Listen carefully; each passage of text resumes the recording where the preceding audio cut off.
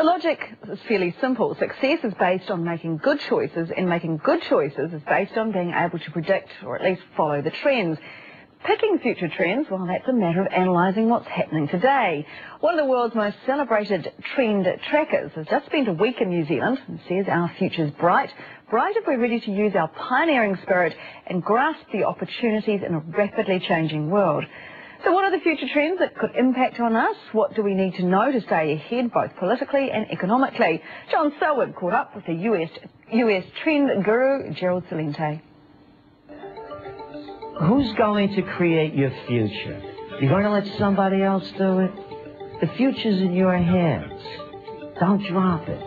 Gerald Celente is an ideas man, a trend tracker who studies the global indicators and then offers advice on the unfolding possibilities. The biggest trend in consumer and lifestyle, it's health. We have an aging population. Japan, Europe, US. You're going to have products and services to take care of an aging population in a condition that we've never seen before. You have all these natural products. You have so much to bring to the world. Pick up the newspaper. Avian flu. Look what happened to poultry sales in France when they just happened. All their exports stopped. That's huge export. You have a lot of clean food products here.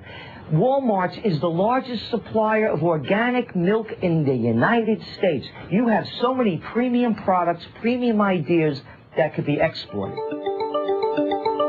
A bit like a toppling domino, Celente's ideas tend to cascade one into another, moving seamlessly from economics to politics to philosophy and back again.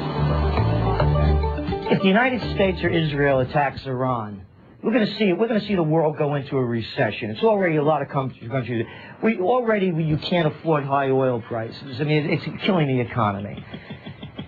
And it's going to return really ugly because, you know, I'm not a Monday morning quarterback. I've been forecasting this stuff for years. It's in my Trends Journal, my books, on and on. We've been forecasting this. There's going to be real wars of weapons of mass destruction. The point, people are going to be looking for safe havens. That's one of your opportunities over here. You're over here. They're over there. And banking. Banking. That's what I wanted to get to. Remember, all things are connected. That's why I'm going through all these different things to put the pieces together. A safe haven banking. This could become the Switzerland of the South Pacific. While Celente sees our isolation and clean green image as a selling point, it's attitude, he says, that'll really make the difference in the 21st century.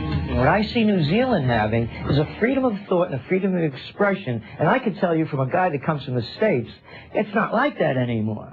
When I was called out here to do this conference, I couldn't believe how open-minded the people were, looking for new direction. You don't get that in a country where people say, I'm number one.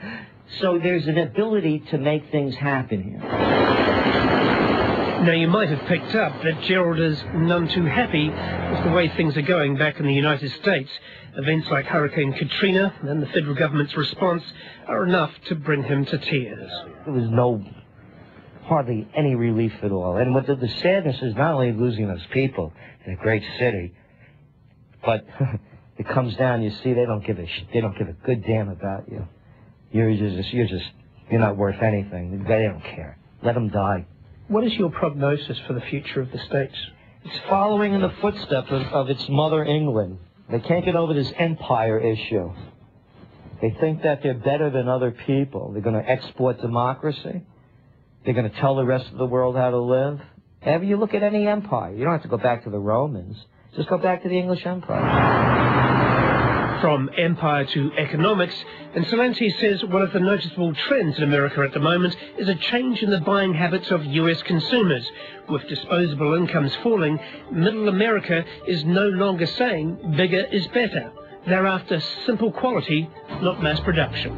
Content is the key in the 21st century, not mass production. You're not going to beat people that are enslaved, and they are. Okay, so China, competing with China, competing with... Forget it. That's not what they do. Let them do it. Let them do it. You go for quality product, a form weight share, you know, these living nature products, you know, all of this high quality product. My phrase for New Zealanders is, don't let your quality down. Quality is good, and so is innovation. According to Celente, the coming century belongs to the thinkers. And at the moment, he says, that's us, not the United States. If the creative talent is ever again unleashed in the United States, there'll be a renaissance. That's how bottled up it is. And this country here has that same type of creative talent without a lot of the restrictions on top of it. And that's why I believe New Zealand could really have a place in the 21st century. Do you say this to all the countries you visit? Or do you really believe it? Do I look like a guy that would say that? Oh, you don't. Okay, you better believe it. I'm a Bronx guy. Very good, John. And if you think what Gerald does is a bit sort of finger in the windish, well, it is not guesswork. His US Trend Institute checks around 300 global indicators over a multitude of disciplines to make those predictions.